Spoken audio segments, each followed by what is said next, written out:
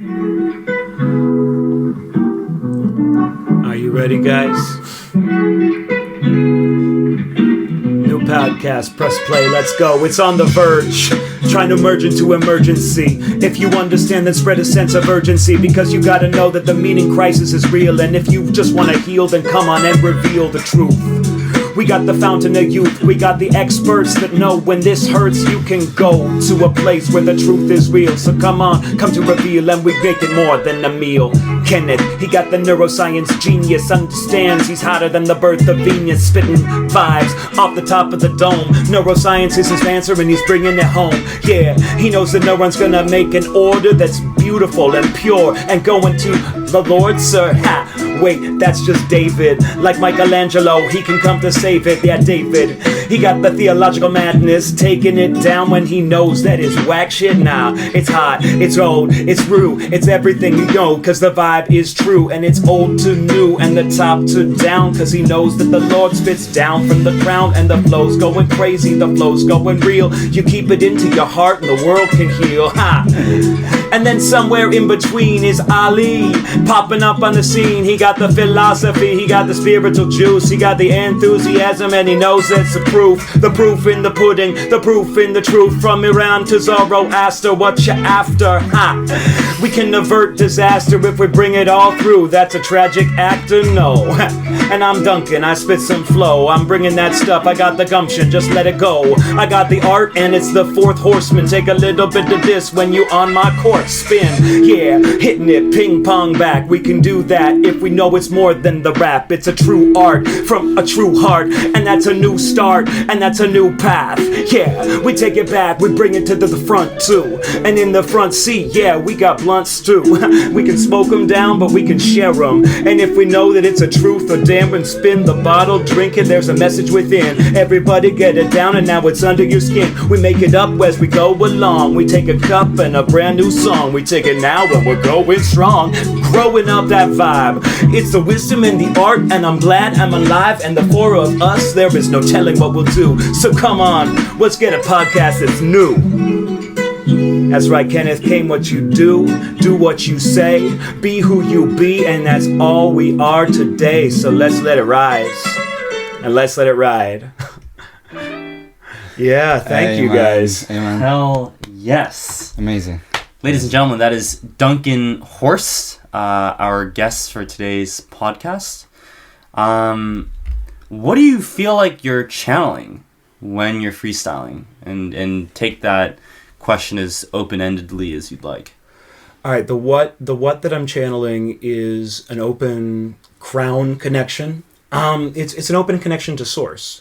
Okay. So this energy that I feel continually, that wells up like a pressure inside me, that will go to feed anything. It'll go to feed my thoughts. It'll go to feed the things that I've experienced in my life, or will power me through like a jog, or will feed my intuition. It's a beautiful feeling because there's nothing else I have to go with, and nowhere else I have to be. It's like literally taking the cork out of a bottle and pouring it out. And so while I'm doing it, especially when I'm asked to do it by you guys, because it's not to feed my ego or something like that, it's just literally to put the pieces together and let it pour out. It's a wonderful feeling because there's nothing I have to do and nowhere I have to be. There's no question of how to maximize to make the best use of this energy. It's just all solving itself right in front of me in a perfect flow state, calibrated. It's not too difficult and it's never boring. So it's like right in between as I'm putting it together. It doesn't come from anywhere really.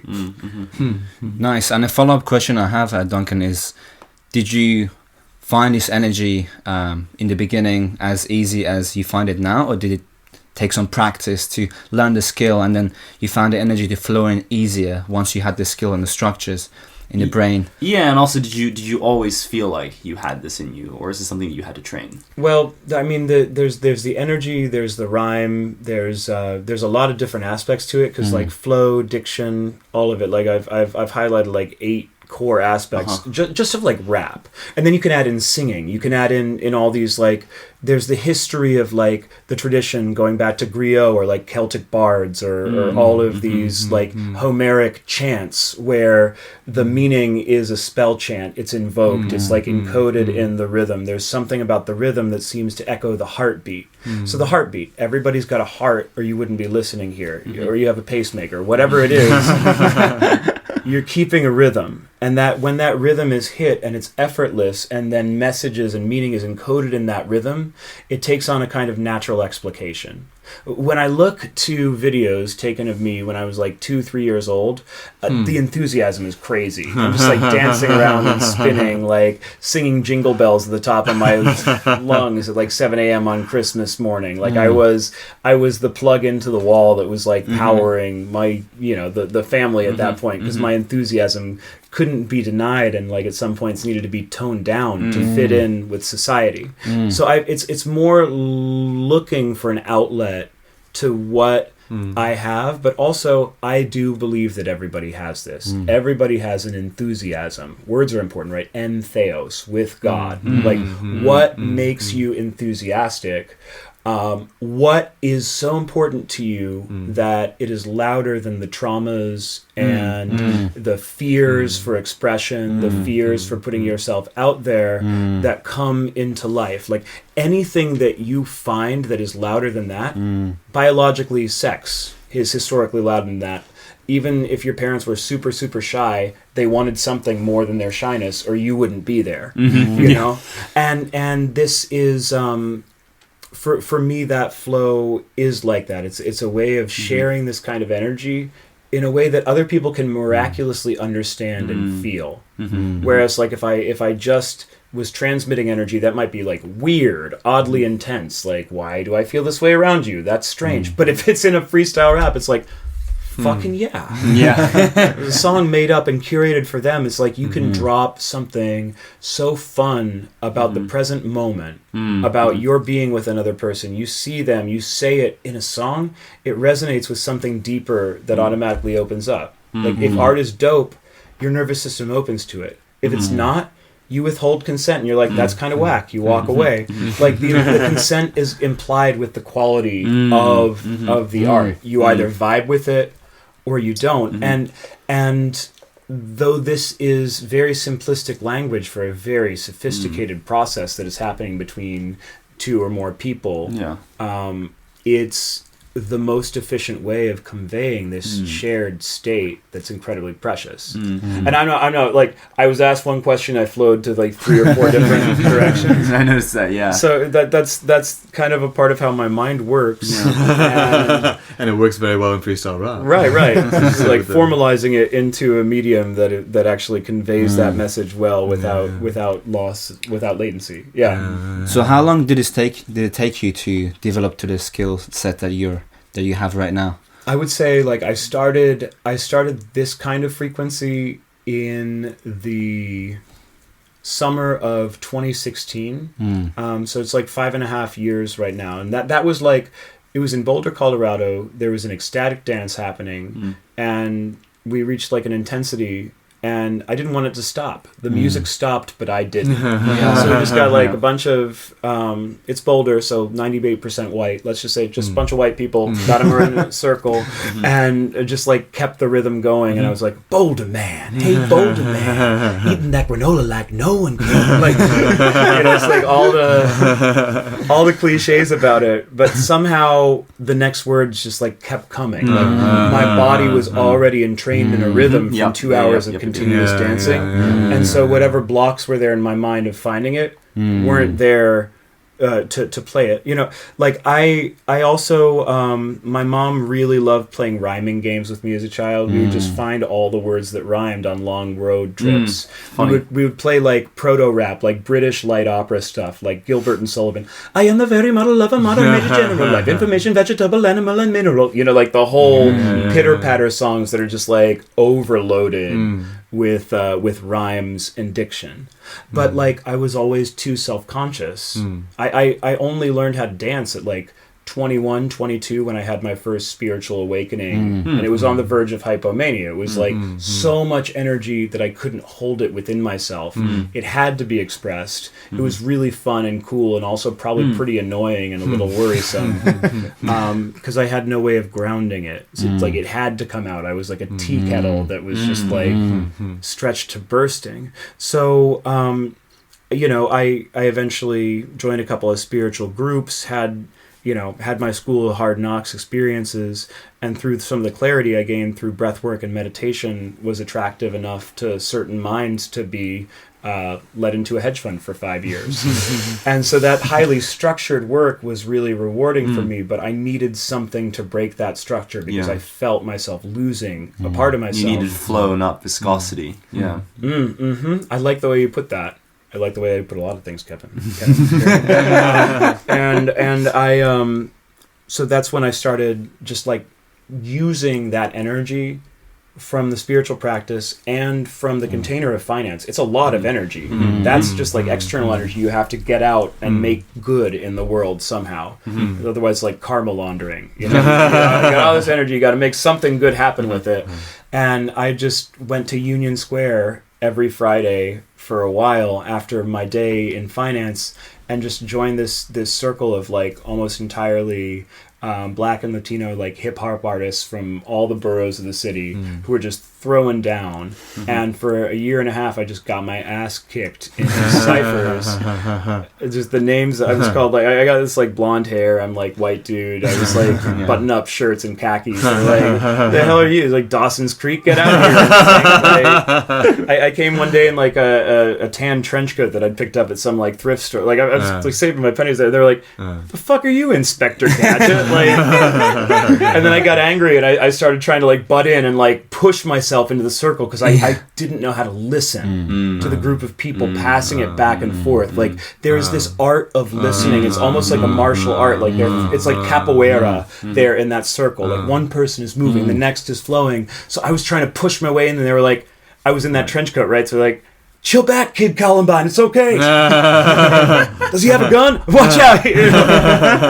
Like making fun of like being more scared of the white guy who's just like gentrifying their space. But that was what they were worried about. Like they actually had built a magic circle in the middle of Manhattan, like 14th Street, based on their shared awareness of the beat and space and threading it back one to the other. Now you had to want it. You had to know exactly when to butt in, especially if you weren't going to be handed to it, because they have to trust that you respect the culture, truly that you respect the energy. Like there were homeless people and crazy people just like wandering in from the streets like a moth to a flame. It would attract everybody who could feel energy and wanted it for their own. And literally they're just defending the outside of the circle from people who are going to siphon off of it or just use it for whack things. That's the beauty of doing it in a public place where thousands of people are flowing through in the middle of their commute.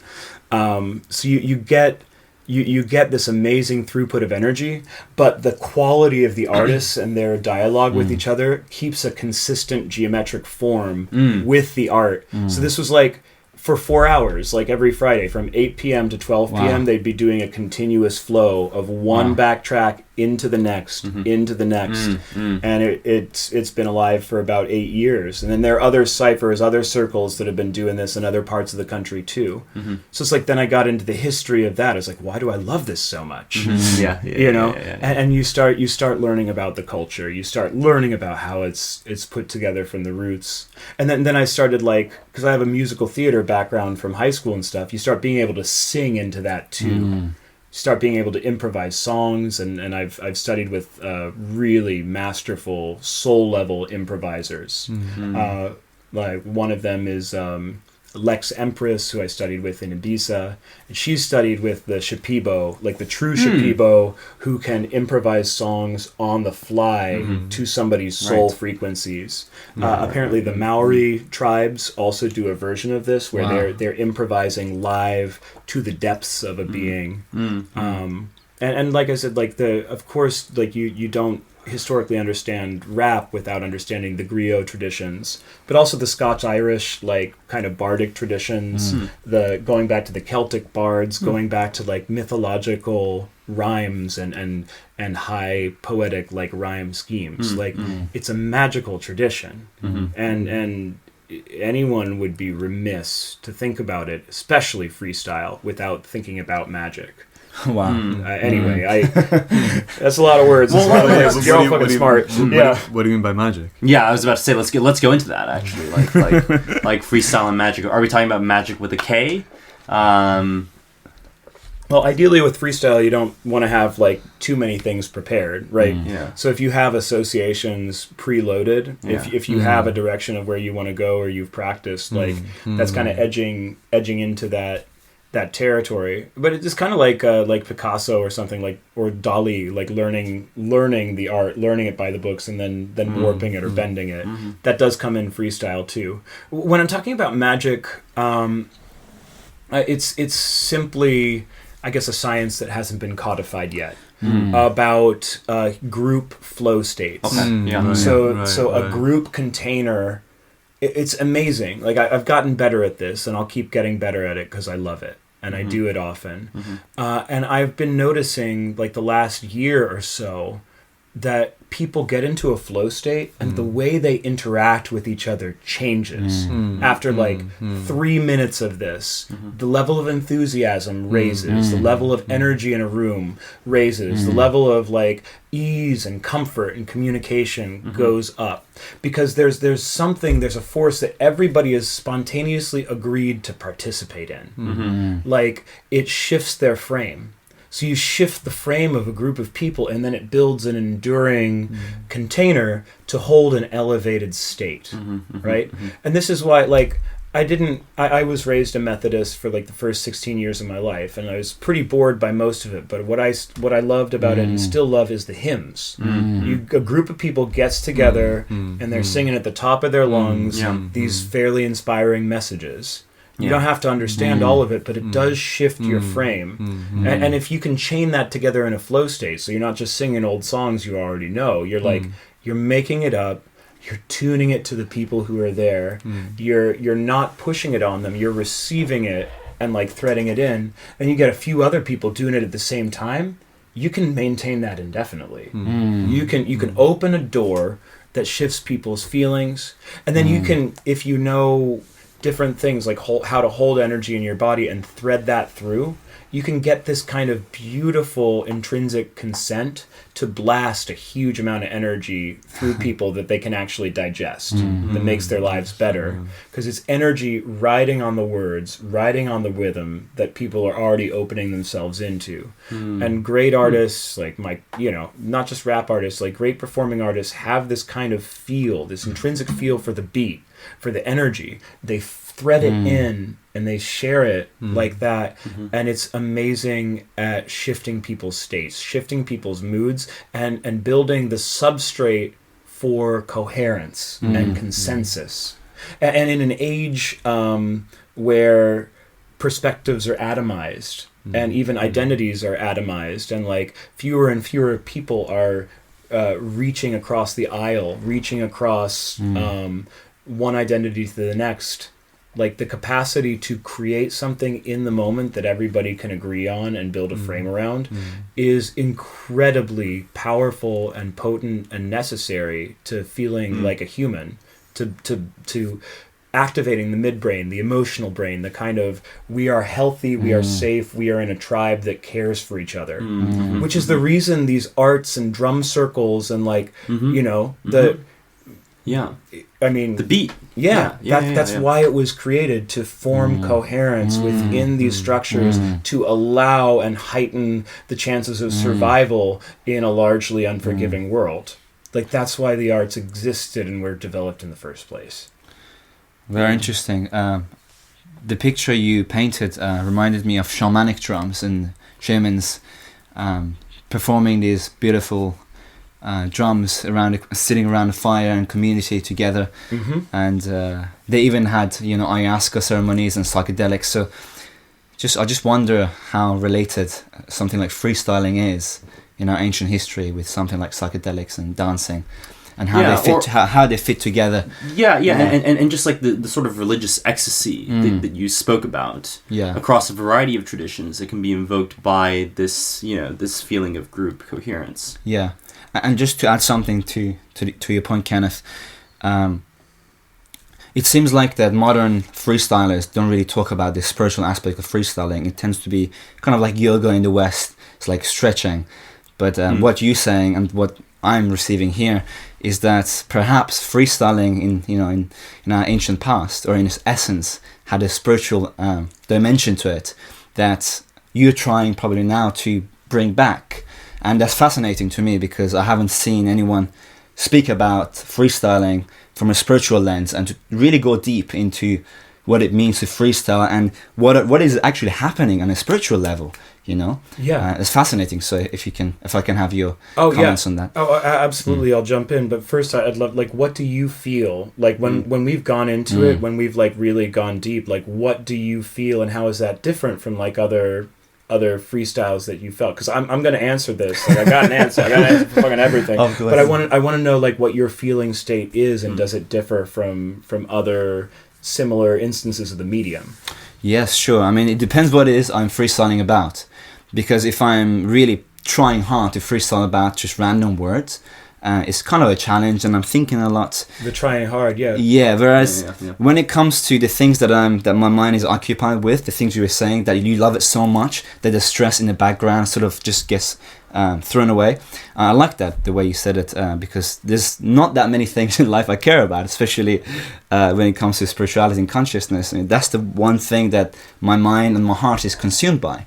So when I channel the freestyling in that direction, I may not even rhyme, but the state of consciousness I enter is one of I feel tingly all over my spine and body, and there's this sense of unity with what is, sense of grace, and sense of just letting go, and just having no fear of what could happen, because you're not really performing. You're just saying, I'm just gonna freely go with the flow and say what comes up about the stuff that I'm thinking and caring about. So, I mean, just to finish this, it kind of links back to my past in Iran, when my mother would recite these poetry to me, and then I would be able to sit down in the classroom and just write poetry quite automatically without thinking, and I would write it way faster than anyone. I would finish the whole poetry, 15 pages, extremely quickly by just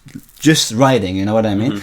And when I put the pen to the paper, it was not like thinking, it was just like letting the pen write itself. Dervish, yeah. Yeah, and the sense of inspiration I had in my heart that my mother infused inside my heart as a kid. And then I lost that I suppose after I came to the UK, and then rediscovered it in freestyling again not so long ago. And I listened to a lot of people online, and they were saying, don't try to rhyme in the beginning because it's a skill.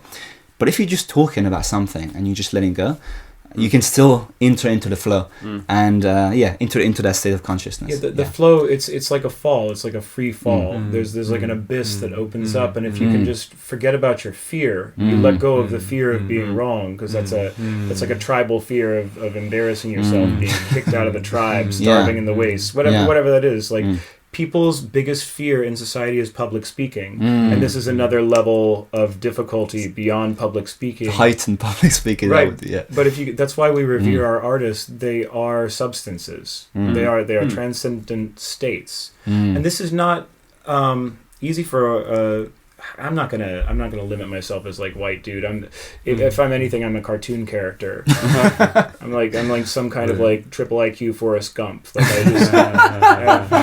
I've gone through different characters and put them on and tried them on. What I love about the freestyling, what I love about making up songs, is that you're putting on a new character, a new emotion. You're getting deep into it, and not only that, you're bouncing it off of the people in the room and finding this coherence. And if someone isn't there, you can tune it, you can twist it. So like when I used to start doing it, I cared so much about the words and getting the words right. And now I can trust that the words are going to come there automatically. So now I'm starting to ground it in my body, in my nervous system. Yes. Lean back in my chair. Can you feel that? Like the relaxation of it? And then it's like playing with the nervous systems of other people. It's like, oh, are you feeling tension down in your lower vertebrae? It's like, how do I know that I'm feeling that? Well, you've opened up to me because I've shared some of that art. So now our nervous systems are a little bit entrained, and I can feel that in your nervous system without even saying it. I can relax into the place that I feel the tension from you, and you're going to relax a little bit in that too. Maybe I'll even say a couplet that's designed to open up or like address you there.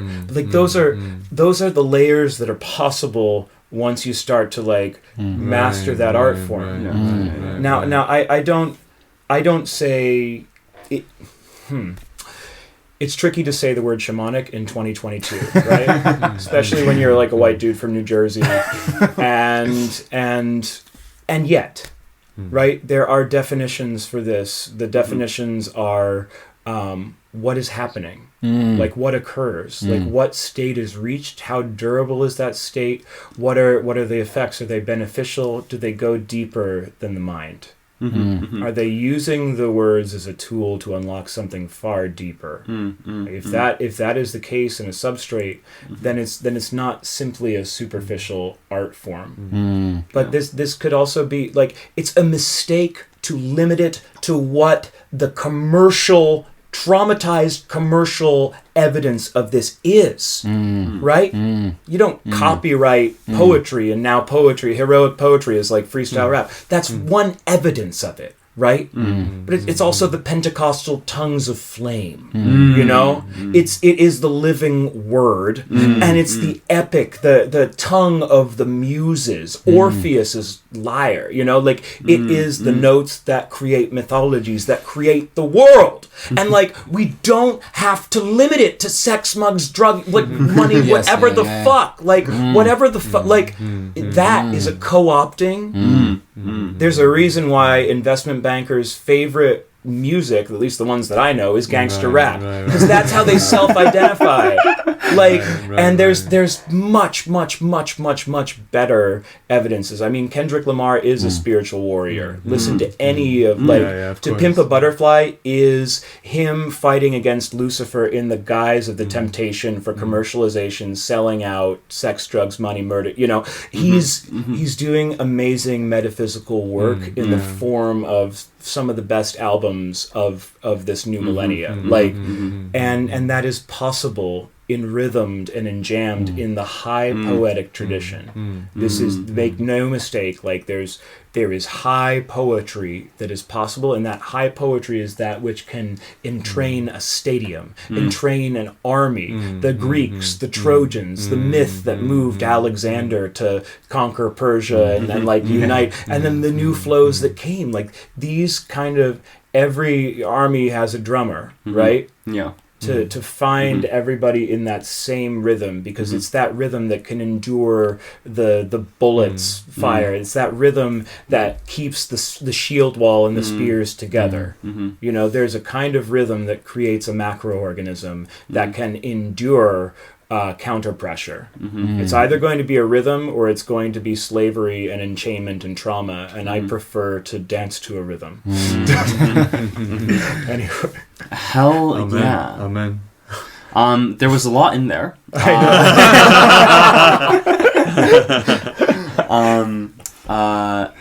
Yeah, I want to talk more about the body. Because I think, Duncan, you and I are both interested in what group flow is, right? Yes. What it means for everybody to sort of tap into the same collective state. And you've experienced this in the form of the events and parties that you've thrown, the Creative Cauldron. Maybe you can talk a little bit about the Creative Cauldron, what that is, and how you've managed to tap into group flow before I get deeper into my question.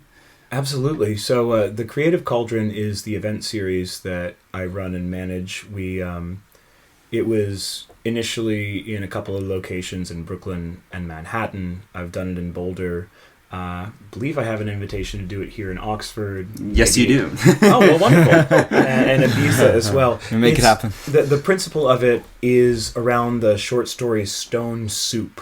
It's an amazing story. So there's like a time of trauma and famine, like everyone is scared and no one is sharing with each other. So like the gardener has his carrots and his lettuce, the chicken keeper has his chickens, and the baker has their bread, but they're all suffering from nutritional deficiencies and getting even weirder and like hoarding from each other. This guy who introduces himself as like an alchemist and a wizard comes into town, and he's like, hello everyone, and they're all like really distrustful, like, who the fuck are you, why are you dressed so weird, and like, what are you up to, you know, this is like a difficult town and you're a stranger, like we don't trust strangers. And he's like, but I can make you a soup from a single stone. And they're like, I like soup. And it's just a stone, like stone and water. And the upshot is like they're intrigued, so they like come to him in the night, or he comes to them and is like, and I will give you this soup. If you just give me one of your chickens, you'll have all the soup you need. And then to the veggie guy, it's like, give me a head of lettuce and a carrot, and you will have all the soup you could want. And he goes around individually to each one of these specialists and convinces them to contribute a little bit of their specialty to taste the delicious and magical stone soup. And then eventually the next day comes, and miraculously it's this gorgeous, like, multi-layered, like, soup with like a crusty bread bowl and everything. All the ingredients are like perfectly cooked. And it's like, wait a and they're like, this was magic. And he was like, you got it in you all along, you know. It's having that central figure that can allow the gifts of everybody who comes to naturally emerge. And then then of course the aha moment, the villagers are like, if we just trust, if we put away this fear and like share our gifts naturally in a high trust container, then we have more than we could ever want before. So I believe everybody is a creator. I believe everybody is an artist. I use my gift for automatic poetry to be the glue, to be the broth, like the water that joins each one of the individual flavors together. If I'm doing more than 20% of the participation, I'm probably not doing my job. Like, I will be loud at first to set the theme, and then it's about the seamless transition from one performer to the other. For the first half, you get established, seasoned freestylers to set the stage, or freestyler, like, improvisatory musicians. But then you get them toning with everybody. You get everybody sharing their voice. You get people dancing. You get people sharing poems that they've written on the theme of the evening, but backed by professional pianists or drummers. So like, it doesn't matter the perceived quality of your piece. If you are sharing it with a real emotion that comes through, and after like 2 hours of music and dancing and creation, your emotions are on the forefront, especially if you're afraid to share your voice in public, but like you're taking that step. And then it's the set and setting. You got a group of people who are agreeing to come together to hold unbroken attention and space for each other. What does that do? That recreates a sense of the tribe and people's capacity to create themselves. And it's a Dunbar's number thing. These parties are for groups of like 40 to 80 people, which is the size of like, it's more than a clan. This is a tribe-sized thing that the human brain has systematically evolved to exist in. So when you are loved and held by your tribe, this isn't like a Jordan Peterson lobster game, but if you are, you don't have to compete for it because everyone has agreed to heal. Healing is not just treating pathology, it is expressing yourself and having that expression be received. And if that expression is also held with a multivalent, like, artistic chamber, then you find yourself as a reality artist. You're creating your life as that art. And then you're blending all the muses together. You're blending these different art forms together in real time, so it creates a greater trust between the sections of your own brain. And if you, my whole theory with this is that if you don't off-gas, so it sounds like a variety show, right? It's a whole bunch of different arts, and it's just like open mic night, right? Well, if it's held in the right way, and there's no dramatic transition in between different performers, and it's constructed in a way to go deeper and deeper into the flow state with every performance, then the energy from one type of art cascades into the next, where each one holds more than the last. So you get it burning really hot in the first hour. hour and a half, 2 hours, then you open the floor to everyone. Then it's so hot that it turns even a wet blanket turns into fuel, right? So you actually can burn through the trauma that prevents someone from expressing their deepest joy. And then like you can even go deeper. Like some guy might feel a lot of anger start bubbling to the surface. You don't necessarily want him to just express and start yelling to the room. Maybe you get 5 conga drums and you build up like a spontaneous dance and then let them yell into like a bronze pot in the center of the room. You're improving that. You're improving these little found rituals to allow somebody to release something they've always been afraid or been told it was wrong or not enough. And then if you have the ritual, you're not re-triggering the girl in the corner who actually had a really traumatic experience with like a loud guy and doesn't want to experience that. You have that as like a prerequisite for the event, that like there may be triggering things will give you enough like you can get out of the room if you want to, but we're going to have these releases. And I find that the arts shift it from a trauma release thing where you're focusing on the trauma that prevents these group flow states from happening, which then builds the trauma with that energy. No, if it's art, then it flows through, and it flows through to the joy and the feeling of connection. So I think that the greatest therapies are not the ones that are addressed as therapies. Gurdjieff called it the way of the sly man, right?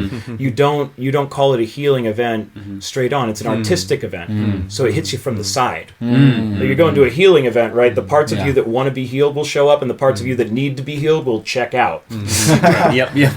And so it's brilliantly said. Yeah. If it's art, it's like Hieronymus Bosch's The Garden of Earthly Delights. Like all the fucking Muppets are invited. It's crazy. Everything is there, and then you get to blend it. Do you do that in an outdoor setting, or what is the setting like? The settings have been largely indoor, some indoor, outdoor. Largely temples, so like held spaces. Wow. I worked, I was invited into the home of the founder of the Blue Man Group. He's definitely a psychedelic kind of person, could actually be a space alien, and just like infinite vibes. You look into his eyes, there is the holy fool, the spirit of the infinite child. I mean, he channeled all of that himself. He just got a message to paint himself blue and walk around Central Park, and he just did it. And then like 20 years later, his face is on the side of the entire Luxor Hotel in Vegas, and like he's this thing that he freestyled into the world became a hyper viable and beautiful expression of source consciousness and surrender to that. So he heard me do a freestyle for him. He invited me to do an event in his place. I did an event there. It was sold out. It brought a few communities in New York together that hadn't merged yet. And I got enough conviction from that to quit my job in finance. Wow. Amazing. And really start building this in the world. Wow. And it was literally just like, is this viable? Like, am I a fool? Or am I just gonna keep doing that? I did it at the Lightning Society as well, which is a held community space in New York, and I did it at the Star House out in Boulder, which is a astrological temple designed on the flower of life and different sacred geometrical principles. Amazing. And I found a big difference. The set and setting matters quite a lot. So the psychedelic temple, it just had a psychedelic effect. It was like a Pee-wee's Playhouse, like black light, psychedelic art, like really opening, funky dance party, like cool vibes. There's like a sensuality. There's like a mycelial network. Like everybody is interconnected and braiding. And this was right before COVID hit, right? I did a couple of events there. And then after COVID, a year and a half in, I did this thing in Boulder. There's only 40 people there due to COVID restrictions. Everybody's testing before, but it's also a held temple space, so there's a more of a sacred feel. There's like 60-year-old like Egyptian and Islamic trained like singers like beating a hang drum and like truly bringing people in there. And then in those events, the grief release and the anger release, like the trauma release, came more naturally. Like this is a crew trained for these releasing events and coming for the ceremony. Like they can respect the ceremony. They know that the timing matters. Like each thing has intention, and they're bringing that awareness. Whereas in New York, it was like more like burner ceremony vibes. So like everyone's in costume, everybody's rowdy, like they know how to cultivate this goodwill, this kind of like massagey, touchy, like interbraiding, and like that kind of flow and flux is there. So it's like all about melting together and creating a whole that's bigger than the sum of the parts. But the thing is, the event series, just like life, is evolving over time. Like it's evolving to serve the expectations and the places that it's there. Like the places set the expectation for what is going to happen. Like the actual container and the way that it's held sets how free people feel within it, how open they feel, you know? Like people might not get as like physically comfortable sharing in space, like holding space with like strangers in a ceremonial space like the one in Boulder, but they also are going to feel more comfortable opening their crown, like opening these higher dimensions of reality. And it's all helpful. It's all beneficial. It's just like all of us choose what tones to improvise on, what set and setting we expose ourselves to, and thus our developmental trajectory. This just formalizes the place that you put it in and the intentions you put behind it, and get everyone to agree to. Because I make people do certain agreements before buying a ticket. Like you have to agree that this energy is going to move through you. By buying this ticket, you are sharing this energy. Like from the point that you buy this ticket, you're in this container. And you may be called on to participate. Doesn't mean you have to participate, but you, like, if I or one of the facilitators there really intrinsically feels that, you know, the energy is resting on you, like, not that you're the bottleneck, you're the problem, but there's something that wants to get the chance to express, maybe for the first time in this kind of setting, well, you'll be called on. You won't be pushed beyond your will. That's not a consent violation there. But it's like, to be asked to share and to have the option to do it. You're going, if the energy is there and people are attuned, you'll have the option to do it. And that in and of itself is an art. The ability to do that and still have the flow of energy continuous. So maybe a gong is playing and a drum is beating in the background. There's always some kind of instrument going. There's always some kind of held, potent tension. Even if there's silence, the silence is part of a bigger song. And everyone in the room knows this. Everyone in the room feels this, because the quality of the art and the continuity of the message is so strong. This is a feature of our species. This is how we're organized to be. This is what the hypnotic media creations of the time are intrinsically replicating. These kind of group flow states. So how do you, that can be addictive as fuck, right? How do you take the flow state from addictive to constructive?